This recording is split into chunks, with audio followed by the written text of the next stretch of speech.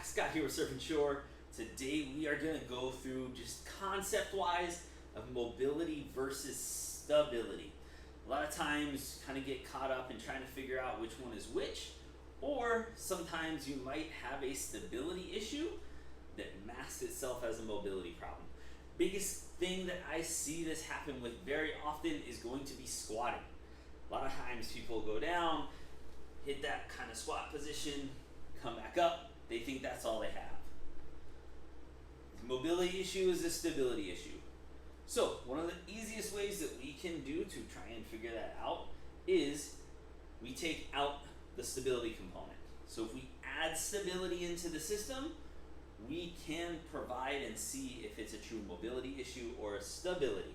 So if I go squat, stop there, can't get any lower, come back up.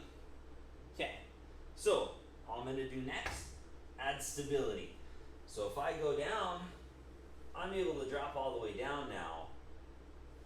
That shows me that it's not a mobility component because I can get through that full range of motion, I can hit that full depth. That means that I have some stability issues that are limiting my movement. Those require very, very different sets. So if you think that you have a mobility issue, you've been mobilizing, you've been doing all these things to get in the best position you can, but you have a stability issue, all that mobility is not necessarily going to work. So you need to flip over into a stability program to try and get that moving.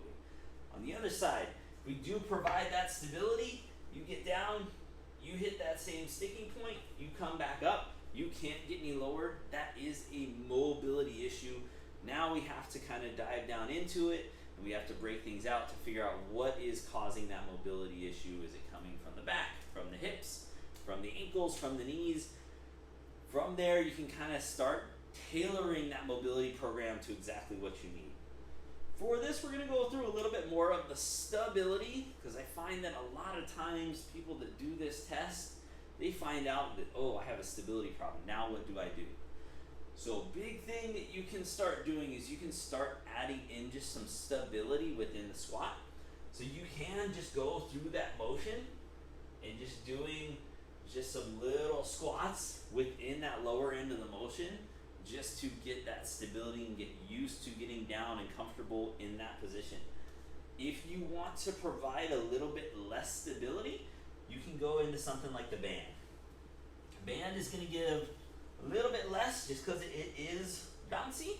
It's not as firm as the little stall bars that we have here. So just holding on to the band, nice and easy, sitting back, really trying to just get low, comfortable into that squat position, dropping down. Just perform those reps going down.